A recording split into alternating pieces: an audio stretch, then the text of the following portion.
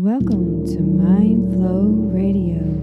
We are creating conscious community by sharing mindful manifesting skills and transcendental music. We are all in this together.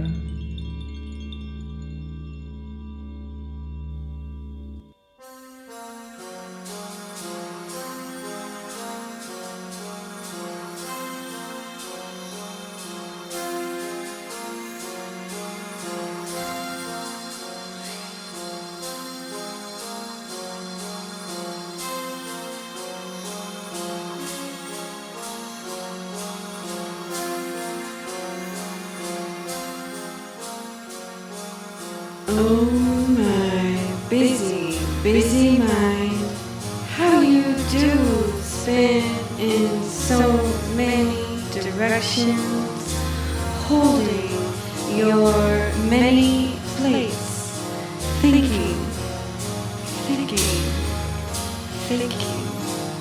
Oh my busy mind, how do we let go of the past patterns and pave our way into the new world, free.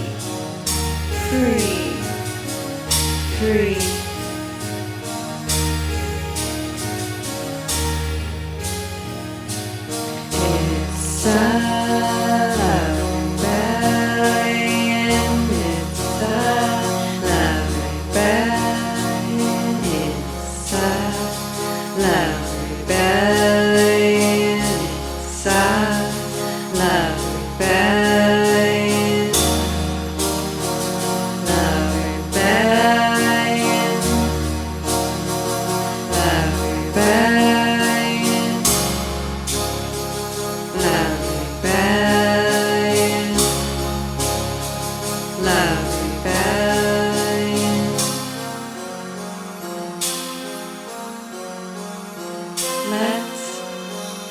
there be peace. Let there be peace. Let there be peace. Let there be peace. Oh my busy mind, how I do wish to find a solution to heal our divided peoples. Oh my busy mind, it is time to be at peace and take a breath. Be centered, present in this moment, in this moment, in this moment. Self-love rebellion, self-love rebellion, self-love rebellion, self-love rebellion,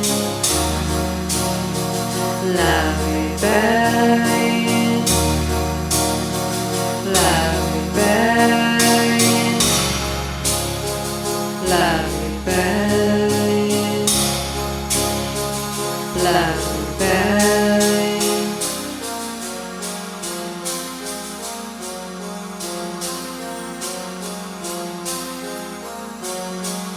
Let there be peace.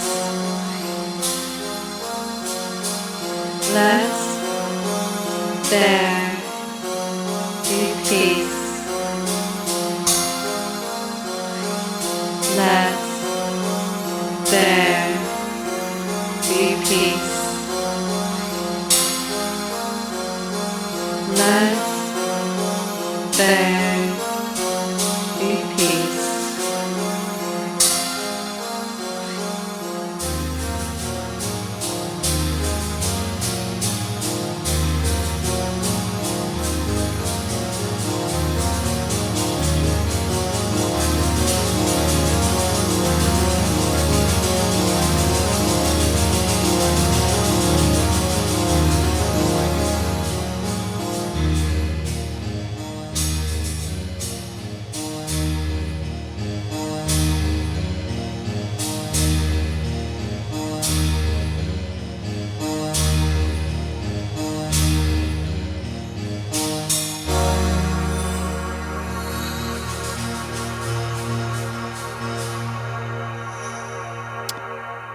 Mindflow Radio. Mindflow Radio. She's Jaylin. And he's Monte. And we're all in this together. Happy December. Happy December. Uh-huh. It's the last month of 2022. Oh, that's right. 2022. On our chalkboard downstairs, it says 2022, the year of collaboration and community. Mm-hmm. Would you say that was manifested? I think so. Good. I think so, yeah. In a lot of subtle ways, but I feel like a lot of connections were made, and important connections, etc. Yeah, it was a fairly fun year. Yeah, it was. Lots of lessons to be learned and all that good stuff. Yeah, and it's not over yet. Here comes the holiday season. Oh, boy. Let's ramp everything up a little bit. Sure. Yeah, I guess that is a good point. Just talking about how to make it through the holiday season. How to make it through. From my perspective, it's how do I evolve my mind over the next month? Really, how do I give my subconscious a tune-up? Yeah, I agree. I feel like that's been my whole year. Yeah, well, me too. Actually, that's like every month for me, to tell you the truth. Yeah. But it's more dramatic on December. December. Yeah. Yeah, it's interesting because, some people, it's their favorite time of the year and they get to see their family and, it's very exciting and traditions and rituals and... Yeah. And for others of us, it is a dreaded time of year that we just have to attempt to make it through as sane as possible. Yeah, right. Let's try and avoid disaster during. Yeah.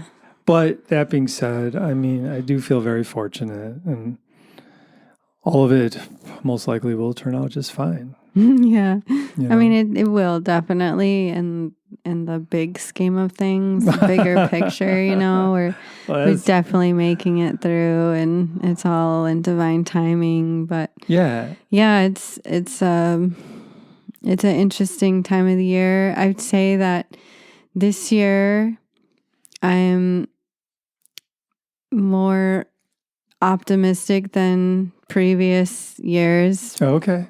Which is interesting because I've been in a pretty bad mood lately. But,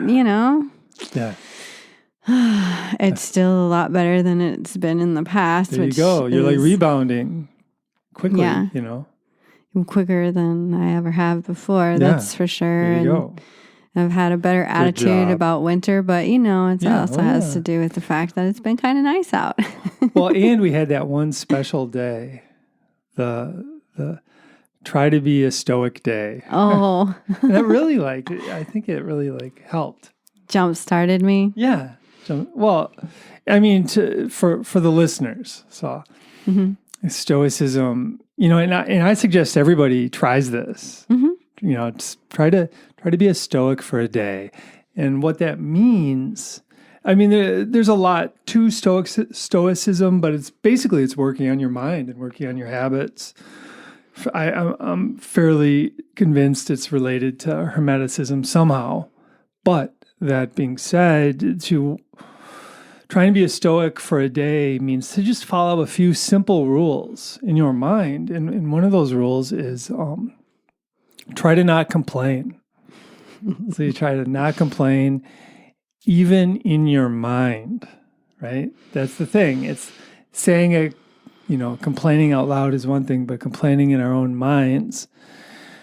So that's one way to be a Stoic for a day is you don't complain, and you notice when you're complaining in your own mind and you try and quiet that down. So it's kind of like a mental jujitsu match with your mind, perhaps.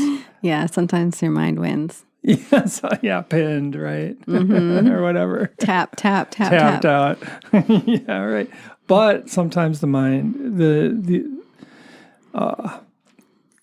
well, it's interesting because So I guess it'd be more accurate to say sometimes the old habits win, and sometimes the new habits win, because it's all in your the mind. Yeah, it's all a part of the mind, right? Right. But so that's one aspect of trying to be a Stoic for a day. Another aspect is you just be strict with yourself, obviously, but cut others slack. That's another aspect of Stoicism that's pretty interesting. And then, another aspect. Let me think.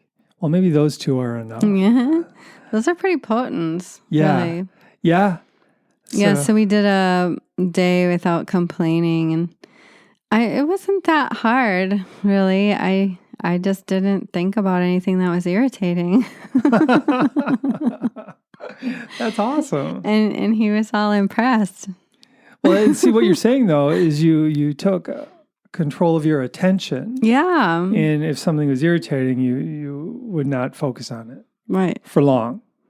Yeah, I just didn't focus on it at all that day. It was a good day. It was a nice day, and things went well, and it was easy to not complain. But that's not always true. No, but I mean, it was a great experiment, I thought. Yeah. And, fun. Yeah. Yeah. And I don't know. I've just been so busy. I don't think I have that much time to complain until I get all, But this brings to mind what I wanted to talk about, which is, the fine line between processing and ruminating. Oh. And I tend to I have a pretty strong trauma background, so I am hypervigilant, and I tend to, as soon as I don't feel safe, I basically lose my marbles, and I get rageful internally, not so much externally. On the outside, I just look like I'm crying and being weird, but inside I'm filled with rage and I don't know how to handle it, and then I luckily have Monte to process with, but then there's this line that it's like processing. The whole idea of processing trauma is that you integrate, you become whole again, you unify all of your parts, you feel, you don't feel like you just abandoned a piece of yourself on the road. It's all of you is now present. All of you is accounted for. All of you is able to forgive and let go, and all of you moves forward.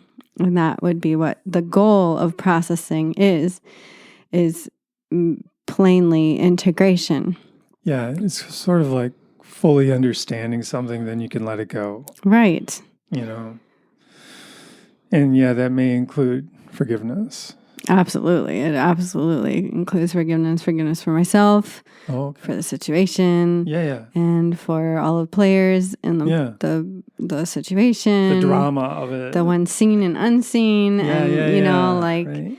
Yeah, it can go really deep, if you're with me on that one and you've experienced a lot of trauma, and it doesn't even have to be something that big in the moment. It can just be the vibration of it is similar to something in your past. Mm-hmm. And all of a sudden you're just in a full uproar of defense and needing to assure your own safety. And it's like imaginary. It's not as big as you think it is, but your mind has fully committed to, you are not safe. We are in danger. What are we going to do? We got to escape. We got to run away. We got to, we got to fight, and and it can be really draining to go through it. And I think my average right now is about 3 days. 3 days of processing, but I think that's because there's a lot of ruminating and I don't have very much pause in between my processing and my ruminating. So like Monte and I will talk and we'll get to this place of, okay, you're okay now. But in my mind, I'm like, no, I got to replay this like 100 more times. Yeah. And then, 2 hours later, I'm super pissed off again. And I'm like, okay, you got to help me. And he's like, oh, geez, we just went over all of this like but 2 hours ago. I mean, in this idea of rumination being unhealthy psychologically. It's super unhealthy. Well, yeah, it is. And I mean, it's super common. Yeah. I mean, it's the way we roll in this culture. Sort of. That's why so many people can get just tied up in various dramas, because they'll just ruminate on it. And I mean, and sometimes people can ruminate on a problem for their entire life and hold a grudge and just keep thinking. I mean, it's just really unhealthy. It's a really horrific issue that we have in this culture. And a piece of that is not always acknowledged, but more and more studies are showing this to be true. Your body holds that vibration. So if you decide, like maybe you don't even make the decision to hold a grudge, it just happens. You ruminate every morning, you wake up and you're like, that person did me wrong. And every morning you wake up and that person did me wrong. And it's like you remind yourself, oh yeah, that person did me wrong. Yeah. And it becomes this is like a part of your daily ritual, reminding yourself that person did you wrong. Yeah. And then all of a sudden, well, it's not even all of a sudden, but you just kind of get a feeling that something's not right. And you go to the doctor and they're like, oh, you're fine. And then, 5 years later, you're like, no, there's something really wrong. And you go back, oh, you have cancer. But you had a feeling that something was wrong, but you were still fine. But in the energy realm, you were pulling down, you were lodging in your system something harmful. Well, there's lots of people who have cancer. Right. And perhaps some of our listeners have cancer. Yes. And I don't know. It's sort of like if our energy is less than optimal. We're vulnerable. And vulnerable for a lot of things. That's what I'm saying. Yeah.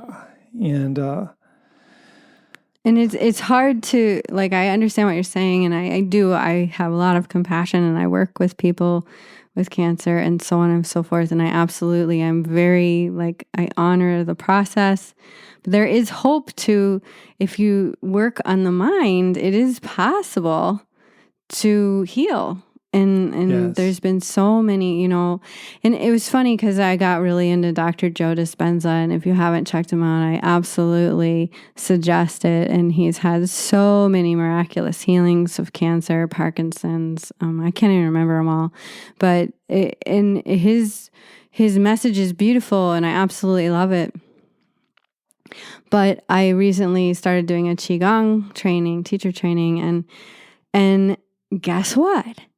They have all these testimonies of people healing from cancer and other things. And it's like, oh, there's not just one way, And that to me was amazing when all of a sudden I'm hearing these testimonies on Qigong healing cancer. And I was like, whoa, okay, so there's more than one way.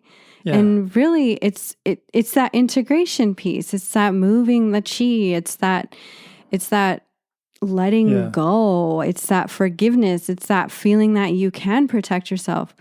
In Qigong, it's you're working on your chi, and that chi creates a chi field, and that chi field protects you. You don't even need to think. A lot of colleagues will have protection chants because they're doing energy work and they're vulnerable, and so they have these protection chants or protection, I don't know, any kind of protection ritual that they do to work in the energy realm and not take on any negative energy. But what I understood from Qigong training is the chi field does that for you. You don't even have to think anything. It just does it for you. Yeah. I think I just got lost, didn't I? Okay. I don't know. I was getting excited. Yeah. Well, you're a future Qigong master. No. That's his words, not mine, just for the record. He likes to say that. Maybe I'll be a teacher, but I'm never going to claim masterhood. Well, I'm not saying you'd claim it. That's not the way it works, really. But back to the point of rumination. Yeah, rumination will wreck your chi. That's the thing. Rumination will really, or not wreck it, but really hinder your chi, because what rumination does is it doesn't give your mind any time for these like breaks for peace. Yeah. And we create chi easier when we're peaceful, when our minds and bodies are peaceful. But if our mind is ruminating all the time, it really, for me, I feel unwell physically when that's happening, and it happens to me too. It's so common, but noticing it is step one, right? And which is what you're talking about, noticing this rumination, and then just, I don't know, did your rumination stop when you were doing Qigong this morning? No. Okay, well, you tried though. I did. You tried. That's these old habits, mind habits are powerful. Yeah. And like the belief that you're not safe, that's somewhere it's deep in your subconscious. Yeah, it's really deep. When it rears its ugly head, it gets triggered, and then your conscious mind will do everything to harmonize with that belief, because you're just like ruminating and but processing is important. Yeah, it is. But we can do that in our own minds too. We don't necessarily have to talk about it. And I do. Yeah, well, some people might have to. Yeah, I think, some people are really like, you're a very internal person, and you don't like process much out loud with me. Maybe I'm just not very good at holding space for you. I'm not sure, but I think just in general, and you just have that self-sufficiency of being able to process and let go. Well, yeah, I kind of do. I try to do therapy in my own mind. That's cool. Really, and just like, but yeah, heck, when I am ruminating, I notice it. I'm fully aware of it, and that's one of the reasons I love power breathing, because it just like crushes rumination. Because it's hard. It's hard work. Yeah. Or really exercising or something like that can work too. Or working on the optimal breathing. Maybe I'll talk about that for a minute, if that's... Sure. Because it's a way of reducing rumination for sure. And it's something I've been working on the last 10 days. Today's my day 10 of my optimal breathing challenge. Oh, nice. Yeah, and I've been logging about it every day. Nice. Yeah. The idea is to do as much optimal breathing as possible during the day. And so I've kind of been guesstimating what percentage of the day I'm optimally breathing and what it is. And it kind of, when we ruminate, I should mention, when we ruminate, we tend to have very shallow breathing, right? In our breathing, we're holding our breath. We're like, it's all goofed up. It's shallow. We're not breathing in all the way. We're not exhaling all the way. It's erratic. It's sped up. Who knows? But it's not, and so we're not getting enough oxygen in our system or in our brain, which doesn't help anything, right? And our chi's all goofed up because of it too. And, but what optimal breathing is there's actually 3 steps to it. And I'll describe it from the middle of the inhalation to begin with. And as you're breathing in, you feel the ribs expand underneath the armpits, staying relaxed, and then exhaling, and the ribs come together. And then at the end of the exhalation, you try and pull the stomach in. And then you breathe in, and stomach expands just a little bit, just slightly. And then the ribs expand all the way around. And the upper lungs expand as well. So it's like a wave of oxygen, or you're filling your lungs from the bottom to the top. you're very conscious of it. You really feel the lungs expanding as you're breathing in. And if you stay with this for a while, the heart rate slows down and the mind clears.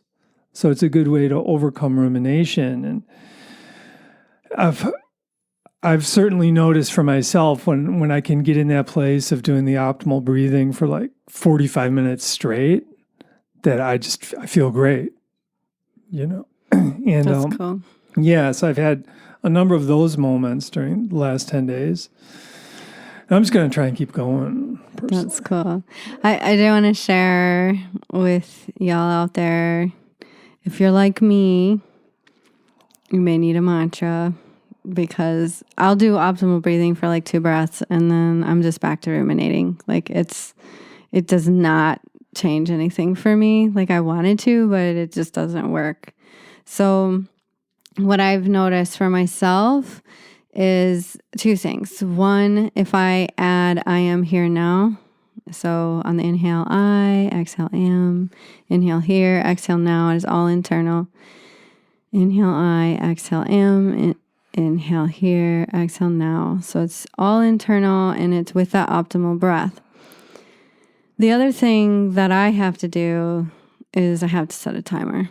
And the timer starts and I do my darndest to do that for the full 30 minutes or whatever. Like last night I was in a pretty negative ruminating spot and kind of just it's an old pattern that's happened over and over again in my life, and I'm just really tired of it. I want to evolve out of it. I want to be done feeling so vulnerable and feeling so attacked at the slightest thing, and it's just like not a good way to be, And so, Monte has his forgiveness protocol, and he'll share it in a moment. And so I'm doing the forgiveness protocol, and I'm like, I need to do penance because this is just not working. Like, nothing's working. I'm just continually ruminating. It's been hours now, and I'm suffering. Like, I feel like crap. And so he says, optimal breathing for 30 minutes. So I set my timer. I use the Insight timer, and I get my first ding, and then I'm laying on the yoga mat and breathing, and yeah, I was not able to maintain it. But I gave it my best for the whole 30 minutes, and I'd say I probably did it 50% of the time. Optimal breathing? Yeah. Did you do the I am here? Yes. It's the only way I can stay breathing. Would you lead us in just a little bit of that right now? Okay. So inhaling deeply, filling the ribs from the bottom to the top, and your mind say I. Exhaling gently and slowly releasing the breath, and your mind say am. Inhale, breathing from the bottom to the top, and your mind say here. And exhaling slowly and fully, and your mind saying now. And just keep with that. Thank you. It's one of my favorite mantras. And our kitty cat is pestering the door. So that's what that scratchy noise is if you're hearing it. But working with the optimal breathing, I think, is a really great way of attempting to change, like you were saying, having that pause, having that peace, having that stillness, having that presence, having that step back from the wheel just going super, super fast. And when you take that step back, like new thoughts can occur. Yeah. Like new creative thoughts. And, I didn't think of it that way. Or, I mean. Yeah. And, I thought of the third Stoic attribute of, if you want to be Stoic for a day, there's the not complaining, there's the, being strict with yourself, cut others slack. And the third component is to look at challenges as opportunities. Because that's one thing that's consistent in life. It's one thing I figured out. Okay. It's like the challenges never cease. They never cease. And it's sort of like, once I I came to peace with that, I was just way more at peace with my life. Because then I would look at my current challenges when they pop into my consciousness. I'm like, oh, they're another challenge. Okay, so it's an opportunity. Okay, what am I going to do with this? I mean, and when these challenges go away, there will be new challenges that appear. And it's like, oh, I get it. So it's how we deal with these challenges that's really crucial, but having a good attitude about them is a great step in overcoming them. And that attitude for me is, challenges are opportunities, and opportunities for growth, opportunities to overcome something, opportunities to see new things, or who knows. But yeah, I like that perspective. It actually does help me with my situation. Oh, good. Because sometimes, for those of you out there that don't know, I'm becoming an astrologer, and it's super cool and also challenging in itself because I have a pretty hard chart. And so, I can look at that chart and I can start getting full of self-pity, like, oh, dang, look at all this. It's a bunch of challenges, and oh, yeah, sure, it's good for me. And, I get in this self-pity of like my challenges, and it's like, oh, yeah, it is opportunities. It's, the people with the hardest charts are the ones that have the most likelihood of like liberation, because it's so hard that you're more likely to be liberated because you're trying to get out of the hardness and the challenge of it all. Whereas like if you have like a really good scenario in your life, you're less likely to try to change that because it's nice having a good life. So, but I do want to say we're going to play you a song, and this one is a cover from a long time ago. We always, just say it's from the original hippie wrote this, and it's called Nature Boy, and we added aham prema to the end, which means the undeniable self is divine love. So maybe that'll go with this idea of, challenges are opportunities, and to be in the now and to know that the season too shall pass. And we'll be back with you in a moment to talk about the forgiveness protocol. There was a boy, a very strange enchanted boy. They say he wanted very far over land and sea.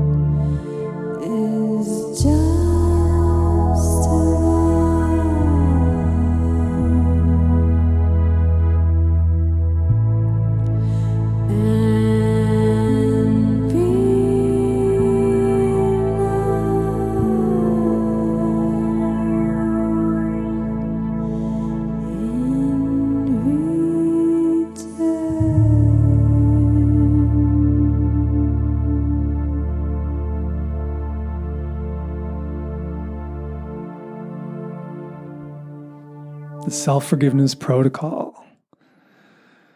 Something that's helped me substantially.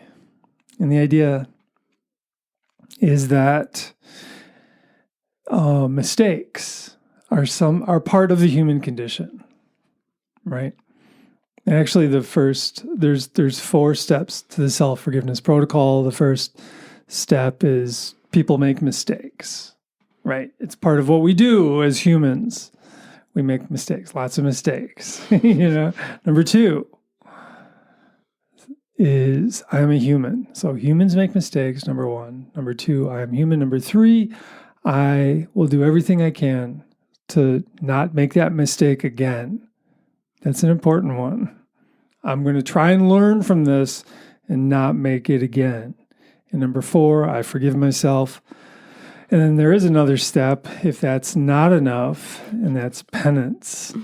Dun, dun, dun, dun. And for me, penance is just, if I make a big mistake and that's not good enough, I'll be like, oh, okay, I'll try to do an hour of optimal breathing, watch clock. And it's been great because then, it really brings insight into the scenario, whatever the mistake was. And it really, because it helps the mind to think more clearly and think more effectively. So actually, those were the 5 steps of self-forgiveness protocol, which is really can be a very effective tool at getting us out of that lower mind state. Because you can look at your mind, and there are 2 general mind states. There's the elevated mind state where you're feeling content, and you're feeling inspired, and you're feeling, self-love perhaps, or forgiving, or compassionate, or creative, and then there's the lower mind state, and that's when you're feeling anxiety or depression or hatred, I would say, or you get the idea, but when a lot of times when I would make a mistake, I would go into that lower mind state because I would be like beating myself up. Mm-hmm. I'm good at that. And it's like beating myself up is it's just a surefire way to be stuck in the lower mind collective. And I call it a collective because I believe that's what it is. Our minds, our consciousness creates strings of energy. If you want to bring in modern physics just for a minute, super strings of energy. And these strings of energy emanate from our conscious minds. And then similar vibrational strings connect with each other from people all around the world. So there's a higher mind collective and a lower mind collective, or an elevated mind collective and a lower mind collective. And when I'm stuck in the lower mind collective can be like super sticky too, because it is a collective, and your waves are just intertwined with all these other lower waves, and it can be really easy to stay there. Yeah. But that's where the self-forgiveness protocol kind of can be empowering to you or to me to bust out of that lower collective. And that's what actually got me started on my 10-day optimal breathing challenge. Was just I made a mistake, I felt terrible, and then I busted out of it through the optimal breathing. I'm just going to keep going. I felt empowered. That's cool. For the first time in a long time. And I was like, I want to keep this feeling of empowerment, because that feeling of empowerment, that's part of the elevated mind collective. So is it working? Yeah. It must be kind of hard because I've been full of negativity lately. So. Well, it's a challenge, but challenges happen, It's like that. Okay, this is an opportunity. Yeah. Yeah. So that's kind of, but I mean, that's the thing. It's if we're empowered enough, we can ideally stay in that elevated collective most of the time. I mean, in Hermetics, they talk about how you go from the elevated to the lower to the you can swing back and forth in a pattern, sort of swinging, just natural, like a pendulum. Mm-hmm. But in Hermetics, they talk about being able to stay in that elevated mind state for longer periods of time. I thought it was neutral mind. Well, that's a neutral mind is a way to get into the elevated mind collective. Oh, okay. Yeah. Yeah. Yeah, it's interesting for me because I feel like the loop that I get myself in is I see that I've fallen and then I kick myself while I'm down. And then I try to do something, but it doesn't work. And I kick myself again.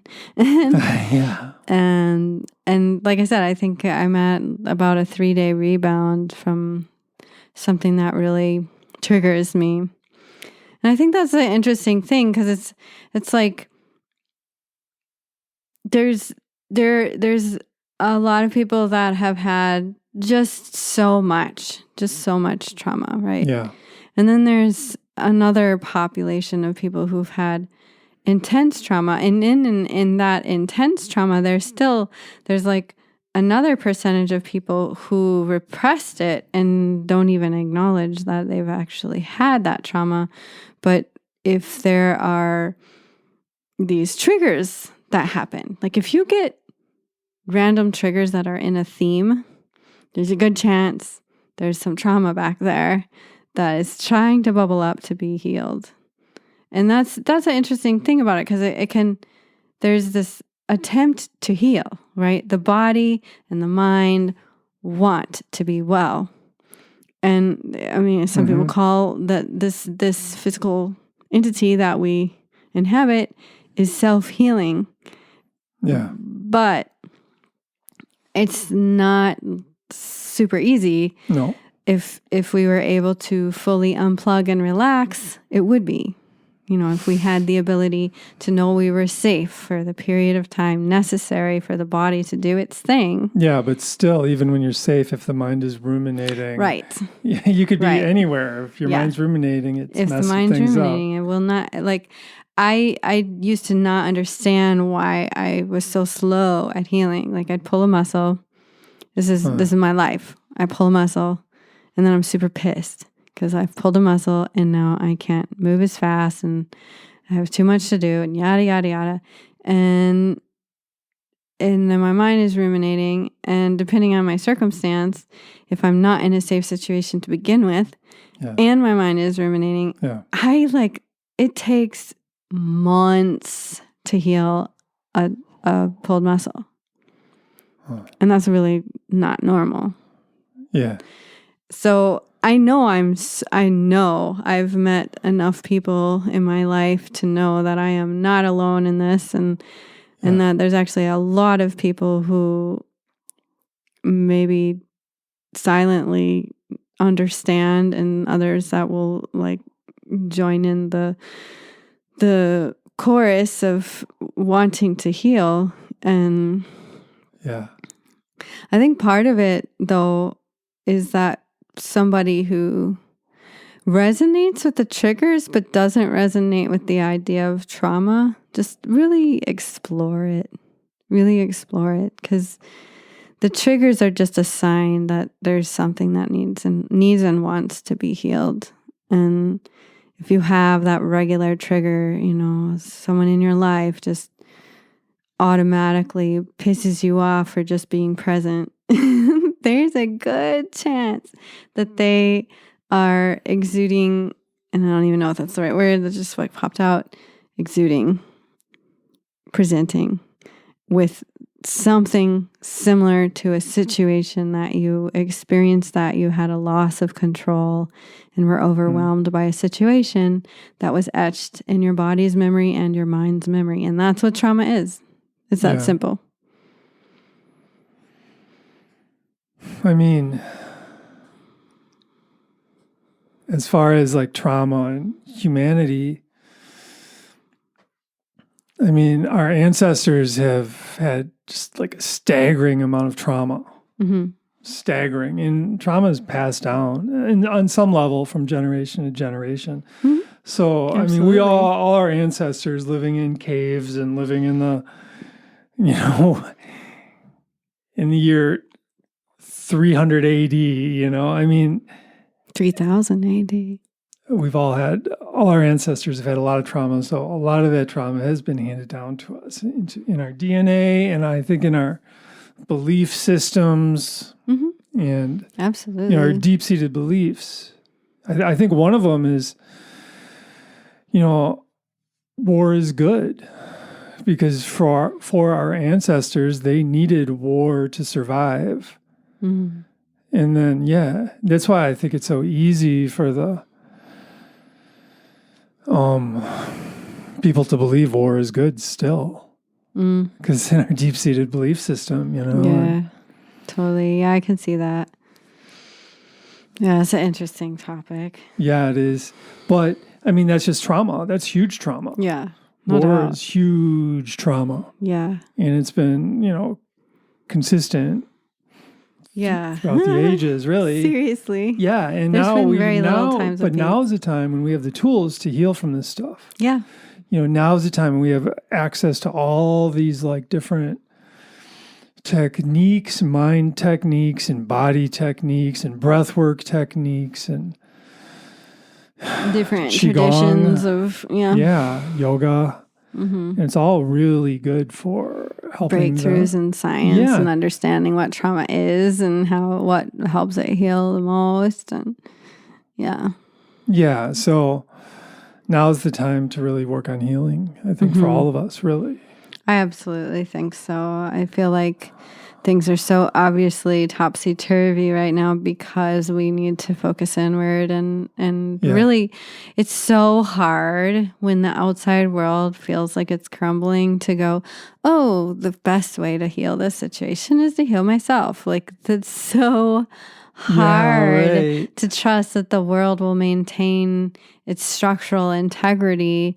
And you can and need to go within and do your meditations and do your inner healing. Yeah, right. And that's the best thing you can absolutely do for the culture. Oh, for sure. Well, yeah, when you work on healing yourself, it helps your family, for sure. It helps your tribe. It helps your community. It helps your country. It helps all of humanity, for sure. Absolutely. And it's hard to trust, but it's true. And it's been shown time after time by the brave, the courageous ones that say, I think I need to heal myself so I can make a difference, and there's time and time in history that it's shown to be helpful, the most helpful. And I can't think of any names other than Gandhi right now, but I think Jesus, man, 40 days in the desert. Yeah, sure. I mean, and he came out of that with, if it's true, he came out of that situation with like tremendous power. He was like super empowered. He's like, whoa, Yeah. And when he was in the desert for 40 days, he probably just wasn't walking around kicking pebbles, It's probably really training. Yeah. Who knows what, perhaps hermetics. Some kind of really strong inner practice. And whatever. Yeah, right. Was. Whatever. Yeah, right. Maybe it's something he just figured out on his own. Yeah. Who knows? Who knows? His prayer or something. But he worked on himself, and then he came out of that just super empowered. And Jesus is a great example. There's a couple reasons why, this being December and supposedly his birthday, and it's a great time to celebrate Jesus. And what I think is really helpful for me, there's a couple things that I have attempted to overcome, and one of those is just kind of the religious oppression that I've experienced in my life, and it continues to trigger me. And Jesus was oppressed. I mean, think about it. His own people were the ones that put him in the jail and put him up on the cross. But did he, condemn anybody? Did he say y'all are dead to me? No. He had deep compassion and said, Father, forgive them. They know not what they do. Why can't I do that? Why can't everyone do that? He's this great teacher. I think you need 40 days in the desert. I do like the heat, but I don't know. But maybe 40 days. Well, you always do these 40-day trainings. Yeah, I do. I do a lot of those. Do a lot of 40-day things. Right now I'm doing 100 days of a particular Qigong practice. And well, I tell you.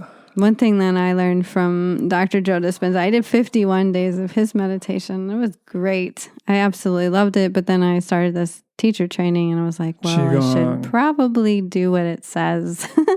So I decided, because that's how I am. I try something 100%. I give it 100% of my awareness and my attention. I try it on. And I try it on without judgment. And so that's what I'm doing. I'm doing 100 days of this meditation. And like we said earlier in the show, today sucked. But one thing Dr. Joe taught me is that there's no such thing as a bad meditation. And so when I have a bad meditation or, my perception of a bad meditation, I just repeat that. There's no such thing as a bad meditation. And it helps me get through it. Yeah. Well, it's like an old track coach. I remember he told us, he said, some days you're going to go out running, it's not going to feel very good. Mm-hmm. But those days are like super important that you just do it. Yeah. Yeah. And then some days you're going to feel great.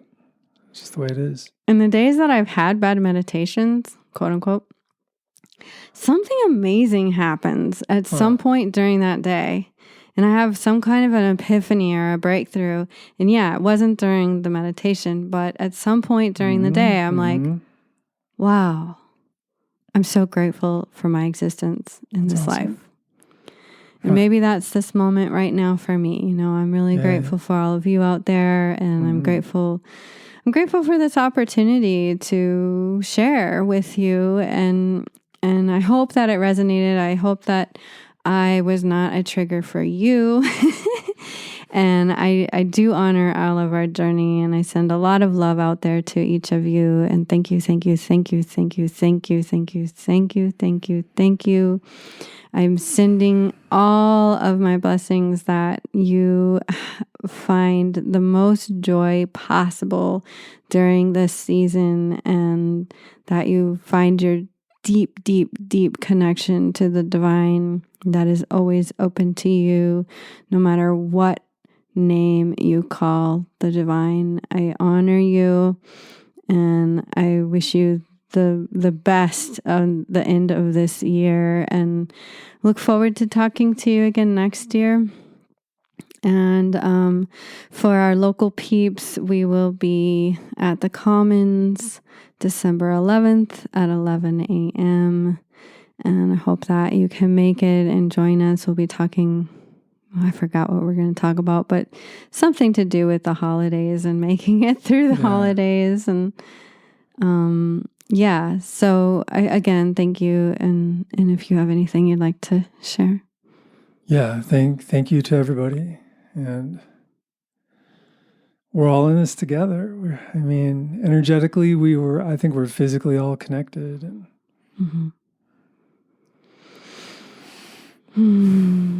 Yeah. I implore you, if you have never tried it, to try a 40-day practice. And why not start on Jesus's birthday or near that? It's like, whether or not you celebrate his birth, he's an epic character in our whole human civilization, and worth celebrating, even just for that reason, And he was one of many teachers that say the 40 days is super important.